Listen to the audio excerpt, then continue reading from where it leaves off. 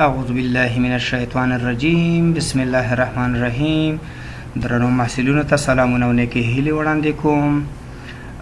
لکه څرنګه چې موږ تاسو شاهد یو چې د کوویډ 19 وایروس له امله قرنطینونه اعلان شوي، نو موږ هم خپل درسونه په آنلاین ډول او یا هم په مسلایډي ډول تاسو ته تشریح کوو.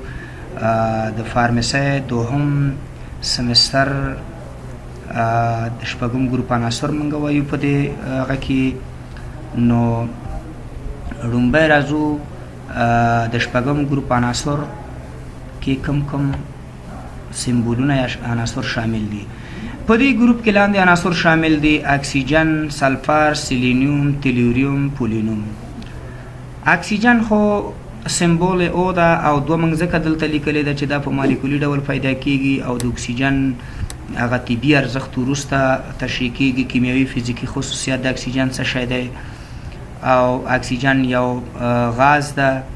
البته دویم راځو سلفر ته. سلفر هم یو غیر فلز ده، زیړ رنګ لري او سلفر ته موږ د صنعت مور هم ویلی شو ځکه چې په صنعت کې ډیره زیاته ترې استفاده کیږي، خصوصا سلفوریک اسید، سلفر ډای اکساید، سلفر ترای اکساید، هایدروسلفوریک اسید او سلفیټونه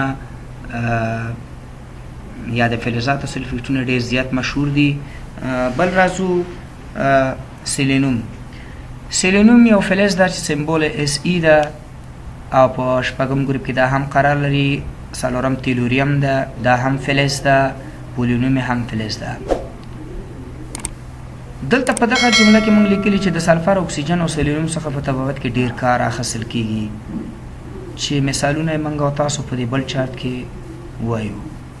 یعنی مطلب دا ده چې په تفاوت کې د سلفر، اکسیجن او سیلینوم څخه په ډیره پیمانه استفاده کیږي. راځو خپل دویم سلایډ ته.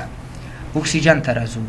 اکسیجن چې مخکې مو بیا ترې یادونه وکړه چې سمبول او د اکسیجن د لومړي ځل لپاره په 1902 میلادي کال کې د شیلي عالم په واسطه کشف او همدارنګه د پرستلي په واسطه د سیماب اکساید څخه چې دغلته یو میم رانه پاتې ده چې دلته سیماب ده، سیماب اکساید څخه په لاس راغی. البته د سیماب اکساید ته حرارت ورکړي چې دا یو ډول پوډرو او بالاخره د حرارت په نتیجه کې سیماب او اکسیجن لاسته راغی چې اکسیجن زمونږ اصلي مطرح عنصر اکسیجن دی. د اکسیجن سمبول او د اکسیجن د اتموسفیر 20% د حیوانات او نباتاتو په انساجو کې د 50 نه الی 80% پورې شتون لري. د اوبو په ترکیب کې 88.88 یا هم 9% وجود لري. همدارنګه د اکسیجن د برابرولو یا لاسته راوړنې لپاره موږ او تاسو څو ډوله طریقې لرو. لومبی د مایع هوا څخه په تدریجي تقطیر، یعنی موږ او تاسو د کمپریشر آلې په واسطه کولی شو چې مایع هوا راواخلو او هغه په تدریجي ډول تقطیر کړو چې تقطیر خپله مقطر کولو ته وایي، قطره قطره، او دا په تدریجي توګه لاسته راوړو. دویم د اوبو له برقي الکترولیز څخه چې کله په اوبو کې موږ او تاسو دوه الکترودونه کیدو نو برقي تجزیه صورت نیسي چې د برقي تجزیه په نتیجه کې اکسیجن او هایدروکسیل ګروپ هایدروجن او هایدروکسیل ګروپ منځته راځي. به هایدروکسیل ګروپ بیرته ډایپروټیک په ډول بیرته تجزیه کیږي، اکسیجن لاسته راځي. دریم د ځینو اکسایدونو څخه حاصلیږي لکه په لاندې ډول. ګوره دا پوتاشیم کلورید ده. پوتاشیم کلورید ته چې دا یو ډول مالګه د حرارت ورکوي، پوتاشیم کلوراید او اکسیجن 3 مالیکوله لاسته راځي. یعنی 2 مالیکوله پوتاشیم کلورید چې کله تعامل کوي نو په نتیجه کې حرارت ورکول کېږي، پوتاشیم کلوراید 2 مالیکوله او 3 مالیکوله اکسیجن لاسته راځي.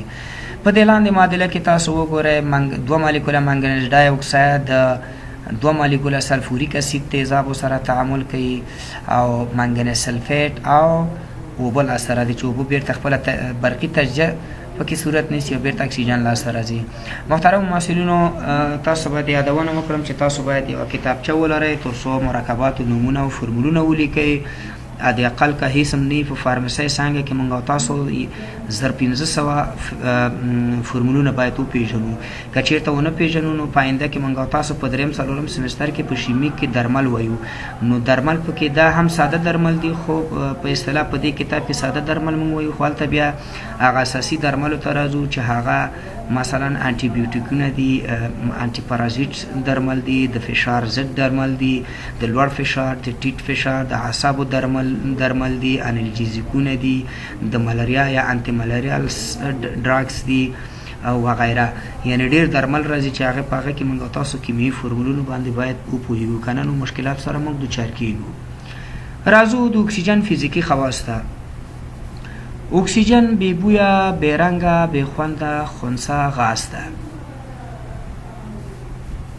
چې په سلندرونو کې ساتل کېږي. د سلندر اوږه باید سپینه او پاتې تور رنګ ولري، د نوم یا نښې لرونکي وي. یعنی مطلب دا ده چې اکسیجن چې ده په سلندرونو کې ساتل کېږي او د سلندرونو د پاسنۍ برخه چې کوم دی باید د اوږه سپینه او لاندنۍ برخه یې توره وي او یوه نښه پکې ذکر هغه شوي وي، پکې نصب شوي وي چې د هغې په اساس موږ کولی شو چې اکسیجن سلندرونه وپېژنو. بل راځو کیمیاوي تعاملاتو ته. اکسیجن د ډیرو عناصرو سره ترکیب کوي چې دغه عملیات اکسیدیشن په نوم یادیږي. ځینې تعاملات په لاندې ډول دي. کله چې اکسیجن د فاسفورس سره تعامل وکړي نو نتیجه کې تترا فاسفورس هیګزا وبخښئ دیکا اکساید لاسته راځي. همدارنګه څلور اتومه وسپنه د اکسیجن سره تعامل کوي نو د وسپنې اکساید یا زنګ لاسته راځي، دوه مالیکوله. همدارنګه دلته سلفر د اکسیجن سره تعامل کوي، سلفر ډای اکساید لاسته راځي چې سلفر ډای اکساید هم اوښکې بهونکی غاز دی. همدارنګه دلته امونیا غاز چې یو قلوي مرکب ده د اکسیجن سره تعامل کوي، په نتیجه کې څلور مالیکولات نایتروجن مون اکساید، شپږ مالیکوله اوبه لاسته راځي. د اکسیجن د کیمیاوي تعاملاتو نه مقصد دا ده چې اکسیجن د ځینو نورو مرکباتو یا عناصرو سره چې کوم دی تعامل کوي او په نتیجه کې چې کېږي ځینې مرکبات ترې لاسته راځي. ومن الله توفیق.